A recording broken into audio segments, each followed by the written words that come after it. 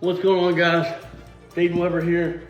He's a story of inspiration to so many people. A quadruple amputee turned pro cornhole player who didn't let a physical disability stop him from living to the fullest. 10-4 should be a white sedan, a male was shot in the head, number 2 male, red shirt. But now, he's accused in a brutal killing. What deputies say happened inside his car that turned this motivational speaker into an alleged murderer. We're on the case presented by Law&Crime. I'm Chris Stewart.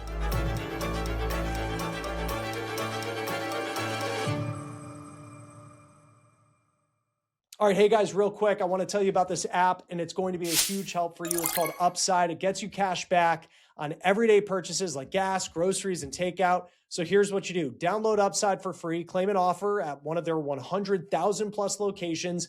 Then you pay it like you typically would with your card, then verify the purchase, and you get money back. So I've used Upside, like whether I'm getting gas, maybe I'm doing takeout, look it up on the app, find an offer on Upside. Then after I spend, money will appear in my app, and I just transfer it straight to my bank. Upside's frequent users earn an average of $254 back a year. So to start getting your cash back, click the link in the description or scan the QR code and use promo code OTC to get an extra 25 cents bonus on every gallon on your first tank of gas.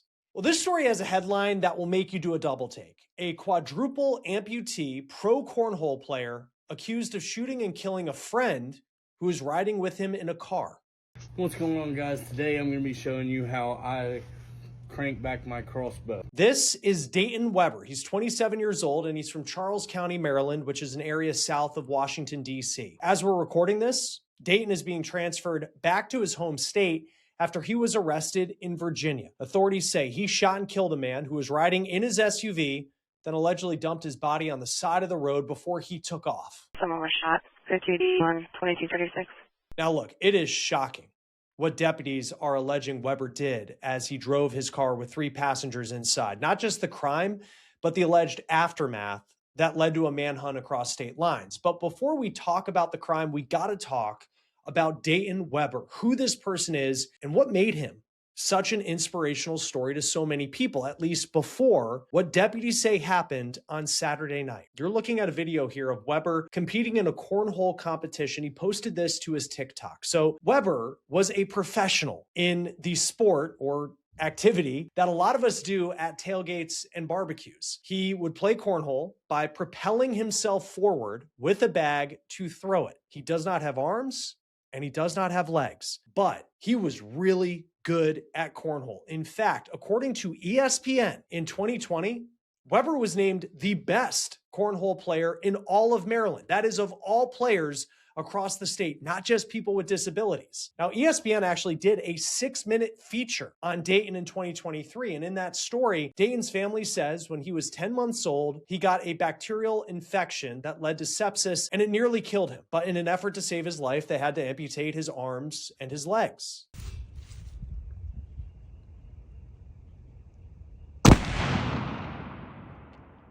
Like that second shot a little better, don't you? Now, what made Dayton's life story so special is that Dayton went on to live his life like anyone would. In fact, he probably does more than a lot of people do. He's an avid outdoorsman. He often posted videos on social media showing him out hunting with bows and guns.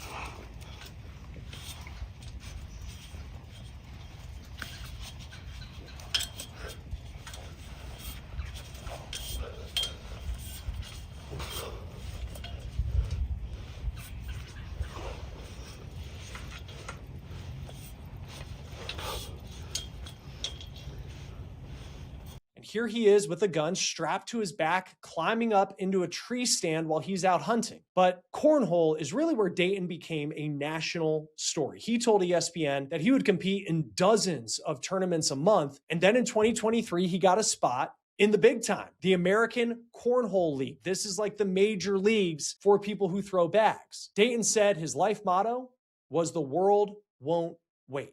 But now that award-winning smile, it's been replaced with what looks like a grin in his mugshot. And it is chilling when you think of what he is accused of, that would be the facial expression he would give the camera. Someone was shot, 52-2236. I'm still waiting on a call, but it sounds like they're in a vehicle covered in blood, possibly going to CRMC, but I'm still trying to get further. So let's break down what Dayton is accused of doing. He was driving in a car, his own SUV. He's driving. There were 3 people inside. They're going through Charles County, Maryland, and police were waved down around 10:30 on Saturday night by 2 people on the side of the road who said they were in that vehicle driven by Webber. Deputies say that Webber got into an argument with the person who was riding shotgun. 10-4, should be a white sedan, a male was shot in the head, number 2 male, red shirt. I'm about to pull up. 10-3. So deputies get waved down by these 2 people on the side of the road. And they have this incredible story, terrifying, of what Webber allegedly did inside the vehicle, shooting the person who was riding shotgun because of an argument. And the issue, though, at that point was they didn't have Webber, the deputies, and they didn't have the SUV, and they also didn't have a body. Now, roughly 2 hours later, there was a 911 call that came in from someone who said a body had been dumped in their front yard, which was just about a 10-minute drive away from where those 2 people waved deputies down. Now, that body was of a 27-year-old man who deputies have identified as Bradrick Michael Wells. He was dead.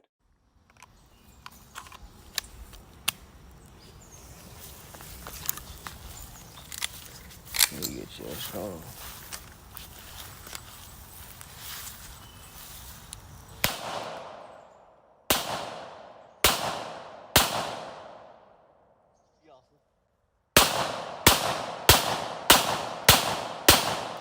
All right, before we get back to this case, I do have some big news to share because we finally launched our very own streaming app, Law&Crime Plus, and you are going to love it. Check this out.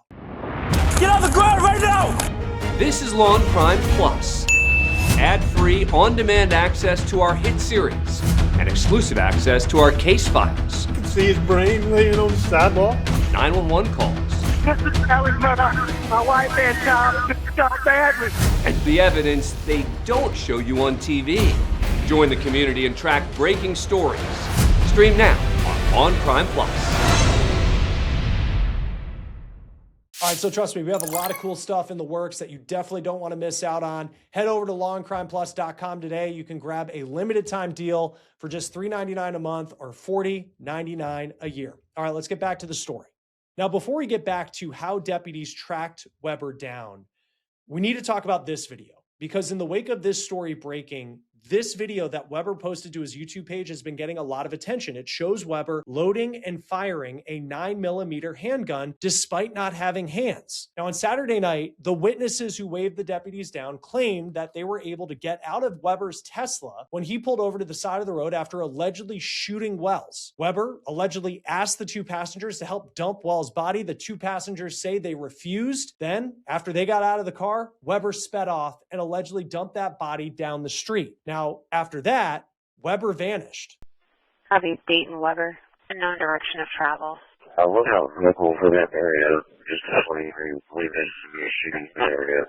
A suspect that shot the head of the vehicle, which has close injury, is going to be a white Tesla. A white Tesla.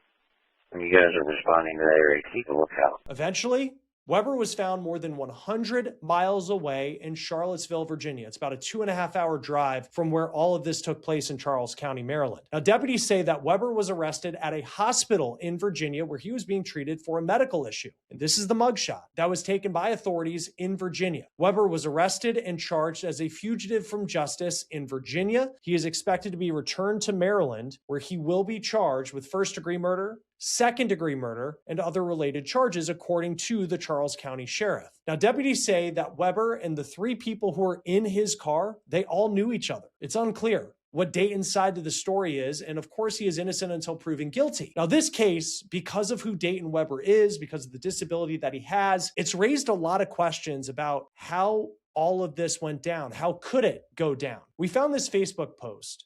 It's by a friend of Dayton's. And I think it's an important read because it does raise some of the questions that you may be having when you first saw this story come across your social media feed. That post says, quote, "So let's make some sense of this situation. And hear me out, people. How does a quad amputated person drive a car, pull a trigger, and drop off someone in a front yard with 2 others in the back seat of the car and have 0 help? How long was he trying to gain access to this firearm before it was discharged? How long did the other individuals watch him get the gun and take aim? Why did the two witnesses in the back seat not stop this from happening? Even if they were stationary and this happened, it still takes time for someone who has no arms and no legs make all of this happen without someone stopping it. There is something to this story that does not add up. There are no excuses for the events that took place, and nor am I trying to defend anyone, but please help me make sense of the situation. I'm sorry for the loss of the family and friends, and not a single person deserves to lose their life over any situation. This post is not to start an argument or because I'm heartless, but please just help make this make sense. Joining us now to talk more about this case is Lisa Miller, retired detective, former chief investigator. Great to have you on Law and Crime. I think a lot of people with this story, first off, it's just a major double take on the headline, just trying to understand that part of it. But then I think trying to visualize how this is possible, to be honest, just like we know he's overcome a lot in his life. Right. You do still see, and we'll talk about the YouTube video of him firing a gun. You're still thinking like, how does this go down inside of this vehicle, allegedly, considering the disabilities that this man has? Right. So I read the allegations and that wow headline that took us all, I think took the internet, social media by storm yesterday. Now, my mind went to adaptive devices, thinking, okay, well, I know there's adaptive devices for assisting people in driving vehicles. And then I started thinking about it, and I'm like, well, I think there's actually adaptive devices for shooting a firearm. And then I saw some of the videos, and that kind of changed things then too. Right. And you think about, and first let's just talk about him, because you look at, there's the video of him climbing up a tree stand, Right. which is, he's got a rifle on his back, he's a hunter, which like, that's very impressive. And impressive is a tough word, I think, in this story too, based on what he's accused of. But then like the video, and I don't believe that law enforcement were clear on the type of gun that was used in this case, allegedly, but we see the video of him firing a 9mm. And I know we were talking before this, like just even being able to handle the kickback, which I think for people who don't handle firearms, you don't think about the kickback because movies typically don't show you like the kickback, but like that's a real thing. Even with a 9mm, like just what did you walk away with watching that video of him firing a gun? I was rather amazed, to be honest with you. I mean, he uses what he has left of his arms, and he loads that magazine, and then he turns around and he picks up the firearm, points it downrange at what we're assuming, is the target he was looking at, and then firing that. No, a 9mm doesn't have the same amount of kickback as some of the other firearms, but for him to have the strength to hold on to that and keep that from kicking back and losing, his grip on it, and then to fire another round. Now, clearly, we don't see the target downrange, so we don't know what his grouping looks like and what he was shooting at. My guess is he would have to come off of that target a little bit. But then I'm seeing the video of him climbing up this deer stand, and the strength that he has is pretty amazing. What he has overcome in his life and the resilience. And I think to me that makes this case even more tragic. Someone with the grit, courage. I mean, to face every day from a young child on, that requires a level of courage that I don't think we talk about when you face days with a substantial disability like he has. It's incredible. And it's like one of those things for me, like just looking through his social media, like he has this like award-winning smile. ESPN does a big feature on him. And then you see the mugshot, and he's kind of got a grin on his face, which, can be very subjective and kind of, what does that mean? I don't know how much you can actually apply that to the facts of the case going forward, but it was kind of just this chilling moment.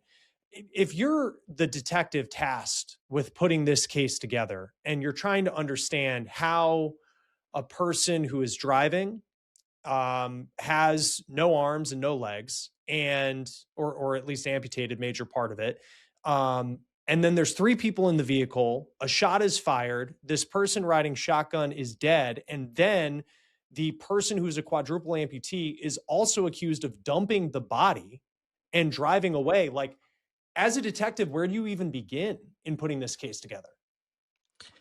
I want to know what happened in that car. My understanding is the deceased was a front seat passenger. They picked up the two back seat passengers. That's what I've gathered from reporting from some of the local news.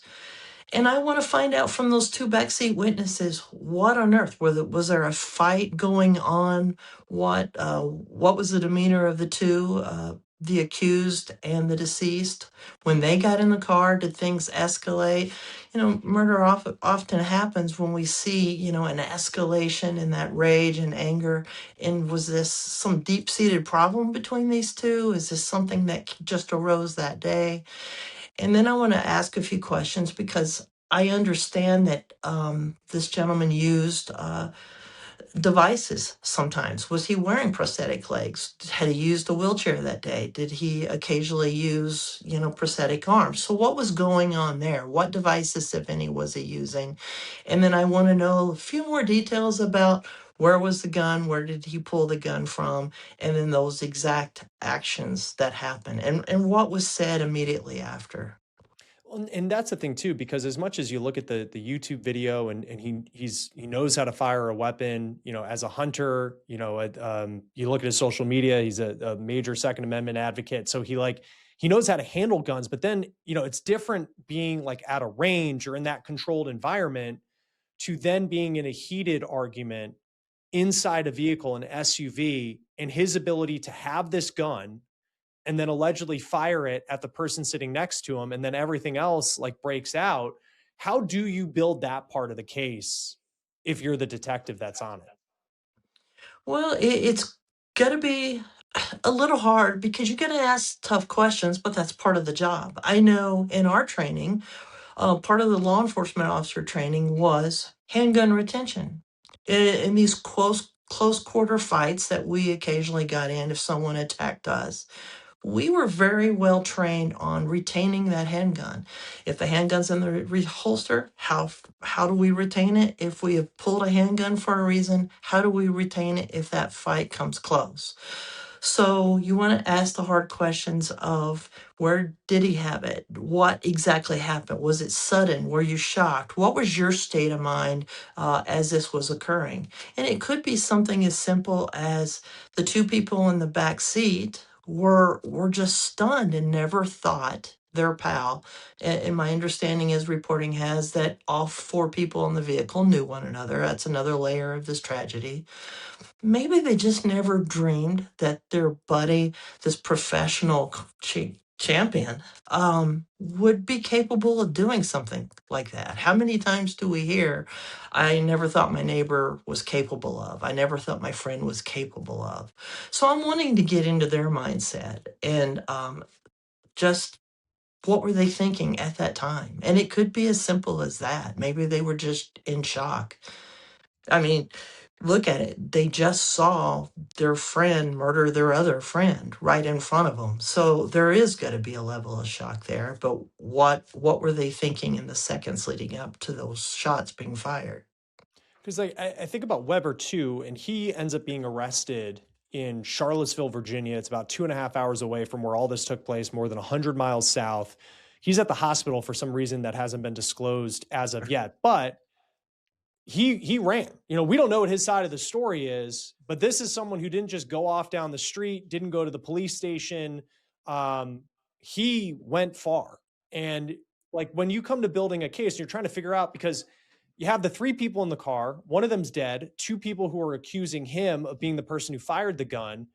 The fact that he ran, allegedly, what does that, how does that impact the way that you look at the characters involved in this story? Oh, that goes to his mindset. That fleeing mindset goes to consciousness of guilt. So the prosecutor he's looking at this case already going, well, I have two eyewitnesses to this murder. How many times has that happened? Not that often. Two eyewitnesses that have already flagged down police and made their initial utterances. By all accounts, it sounds like they were a little freaked out, and at least they said no to this man. They didn't help remove the body. You have a headline that shocked us all, but now this prosecutor also has this video of him firing weapons, including a handgun. So the prosecutor, and you have the fleeing. So the prosecutor's thinking all good things. And really, what my interest is right now is what type of defense is this man going to mount, or his defense attorneys, whether paid for or appointed, will they mount for him? Because he's got quite a burden right now if reporting's accurate. Right. And I think back to the social media part of this, because that headline is like, what? And then you look at how strong he is, whether it's climbing up the stand, and he knows how to fire a gun. And then it kind of starts to make sense that he might be capable to pull over to the side of the road, pull a body out, and then drive away, might be capable of, in that moment, taking a gun. We don't know if that gun was something, right by his side, that it was already, loaded, whatever. And he's able to allegedly shoot this person. At the same time, though, like, how much experience does the typical detective have when it comes to, or I guess, how much could that impact? Like, you're rebuilding a case. Like, how much experience do you have when it comes to like a person with disabilities doing something like this, and how that could impact kind of the X's and O's of what played out? Or does that matter at all in all of this? And is that the disability part of it almost like kind of just the headline that grabs people's attention? I think it's more of the headline. Obviously, you have to look at it, but if you think about it for a minute, you're in a vehicle, and my understanding is it was a Tesla SUV from some reporting. You have a deceased in the seat next to you.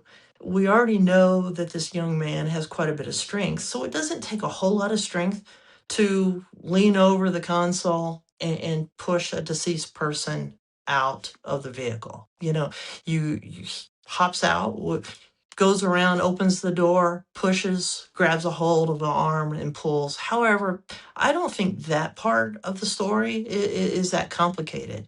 The detectives will have to go. I don't think most detectives have a lot of experience with working with someone that is disabled to this point that this young man is, but it's murder and it's human behavior, and detectives know that. So once they get behind what exactly occurred in that car, was it some underlying issue that came up? Was it the jealousy? Was it whatever? Or just became enraged during a fight and he just lost his cool to the point that he pulled the trigger? And that is human behavior 101 when you're working murder. Yeah, it certainly is. I also think about the two witnesses in this case, and from their side of it, it sounds terrifying, right? And they're either acquaintances, maybe friends. We don't know the specifics of the relationship, but how do you make sure that they're telling the truth about what happened? You have two people who say they witnessed this. They're the only witnesses to our understanding of what this happened. Doesn't look like, just from like a Google map search, that this was an area where you're going to have video cameras that might have been able to capture this. So it's going to be their word against his. Like, how do you make sure that they're the ones telling the truth? Well, that's again, these two people have witnessed something terrifying and awful, but it's the job of the detective to ask the hard questions. Now, I don't know if the accused in this matter, if he made any initial statements when he was picked up, but if he did, if those statements were against the interest of the two witnesses, clearly you're going to go back and talk to them and confront them with those differing statements. But you're going to bring them in and you're going to get a sense of what happened. And then you're going to start going out in that friend circle and talk to these different people, significant others, family members, other pals, and find out what the dynamic was of not just the deceased and the suspect, but all four people in this car. And it's even potential they may give them some type of truth verification test and see if they pass that. I don't know what that jurisdiction uses as anything along those lines, but that's a possibility here too, just to make sure and try to clear these guys. Yeah, because it's just this story, and at the time we're recording this, Webber is going to be sent back to Maryland from Virginia, where he's going to face some very serious charges. I know every state is a little different when it comes to how someone is charged, but it looks like he is going to be charged with first-degree murder and second-degree murder. Mm-hmm. I know you're out in Colorado, but like, typically, how can someone face those two in a case where they're accused of one person's murder? Well, I think the first degree is my reading that I've done, and they're showing some. They're going to intend to prove some premeditation. Well, let's address that first. Premeditation, everybody thinks that you must sit back and make this elaborate plan, but premeditation, definitely here in Colorado, can be just a few seconds. Just that decision of reaching down wherever this individual kept his gun in that car. That thought process of, I'm going to get my gun, I'm going to hold that gun, I'm going to put it on him, and if any threats were made. So that can go to the premeditation part. But the second degree can be a lesser included. That's how we do it here in Colorado. So premeditation isn't that terribly hard to prove in court, but say this crime arose from an argument that just escalated. It just got more and more heated as they drove down the road. Well, that emotional aspect often goes with what we see in these second-degree murder charges. So if a jury, or if later the prosecutors, as the detectives are working and providing them more evidence, don't see enough for this first-degree premeditation and see more of an emotional outrage, they may want to look to dismiss the first-degree murder, stick with the second degree, and it also gives the jury some wiggle room depending on what case is presented later on in court, if this goes to trial. Yeah, and we'll see what happens next. Apparently all of this stemming from some sort of alleged heated dispute inside the car, and wow, did it escalate, according to what deputies are saying. Lisa Miller, retired detective, former chief investigator. Always great to have you on Law and Crime. Thanks for being with us. Thank you, Chris. That will do it for On the Case, presented by Law and Crime. Subscribe to us on YouTube and Spotify, and we're also streaming on Peacock. I'm Chris Stewart. I'll see you next time.